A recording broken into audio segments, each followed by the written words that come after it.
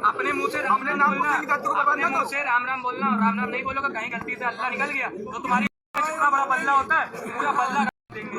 नमस्कार दोस्तों, जिस तरह से हमारे देश के हालात हैं, जिस तरह से हमारे देश में हिंदू मुस्लिम का जो जहर है वो बोया जा रहा है, रोज़ आए दिन कभी हिंदू कभी मुस्लिम, कभी हिंदू कभी मुस्लिम किया जा रहा है। न सिर्फ ये आम नागरिक के द्वारा किया जा रहा है, बल्कि इसमें कुछ नेतागण और उसके जो वक्तव्य हैं बार बार आते रहते हैं।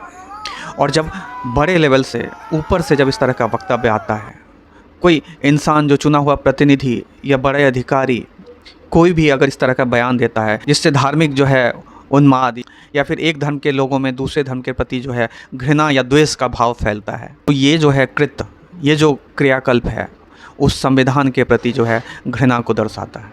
और न केवल ये घृणा दिखाता है, उस संविधान की अवहेलना भी है।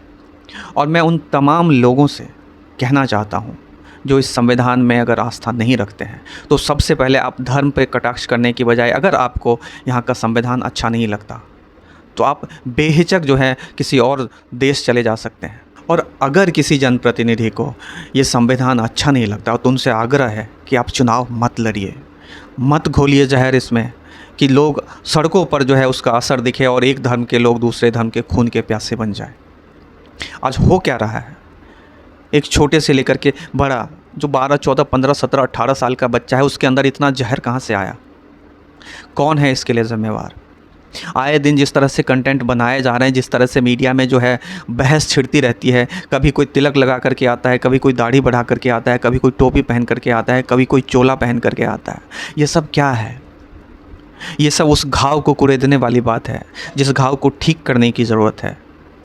और ये पूरी जिम्मेवारी जो है मुख्य रूप से सरकार की है, जो जनप्रतिनिधि आगे आते हैं उसकी है। क्योंकि अगर उन लोगों ने इसको नहीं संभाला तो जो हमारा देश जो है वो ऐसे ही जो है वो जलता रहेगा धार्मिक उन्माद में, और इसी तरह से जो है लोग लड़ते रहेंगे आपस में।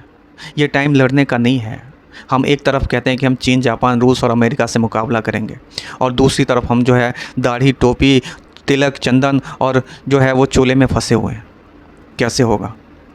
जब देश का युवा ही इस जहर में फंसा हुआ है तो कैसे होगा? आज पूरे देश में जो है वो ज़्यादातर जो है हिंदू हैं, चाहे मंत्री हो, संतरी हो और तमाम ऊंचे पदों पर बैठे हुए लोग। और फिर भी अगर कहा जाता है कि हिंदू खतरे में है, तो दोस्तों ये हिंदू खतरे में नहीं है, आपको बताया जा रहा है। लेकिन ख़तरे में कोई नहीं है। आप अपने घर में रहो, आप अपने आप को देखो, आप अपने परिवार को देखो। दूसरा क्या कर रहा है इससे आपको नहीं मतलब होना चाहिए। आप अपने रास्ते पे ईमानदारी से चलो, दूसरा भी चलेगा, आज नहीं तो कल चलता रहेगा। और ये सरकार की भी उतनी ही जिम्मेवारी है, क्योंकि अगर आप सरकार में हो, आप संवैधानिक पद पर बैठे हो, तो आप निश्चित तौर से इस संविधान की शपथ खा करके बैठे हो। और यही संविधान बताता है कि हिंदू, मुस्लिम, सिख, ईसाई सब एक है। और अगर आप सार्वजनिक पद पर हो तो आप हिंदू के भी मंत्री हो, आप हिंदू के भी प्रधानमंत्री हो, आप हिंदू के भी अधिकारी हो, और आप मुस्लिम के भी उतने ही बड़े अधिकारी हो, आप सिख के भी अधिकारी हो। आप अगर 5 बार 10 बार हिंदू मंदिर में जाते हो तो आपका जो है संविधान आपको कहता है कि आप एक बार मस्जिद में भी जाओ, आप 2 बार मस्जिद में भी जाओ, आप 1 बार 2 बार गुरुद्वारे में भी जाओ, आप चर्च में भी जाओ। और यही जो है धार्मिक सौहार्द को बढ़ाएगा। पंडित नेहरू क्या करते थे? आज लोग कहते हैं उनको कि वो मुस्लिम को चाहते थे। वो मुस्लिम को चाहते नहीं थे और हिंदू से जो है वो नफ़रत नहीं करते थे। वो सबको एक जैसा देखते थे, और तभी वो मंदिर में भी जाते थे और मस्जिद में भी जाते थे, ताकि दोनों धर्मों के बीच जो है धार्मिक सौहार्द बना रहे। और यही जो है संविधान कहता था।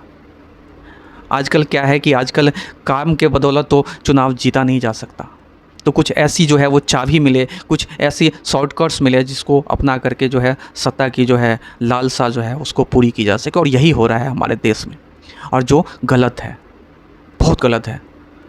आए दिन सड़कों पर ये जो धार्मिक जो है घृणा और धार्मिक जो तिरस्कार का जो दृश्य देखने को आता है, ये बहुत गलत है।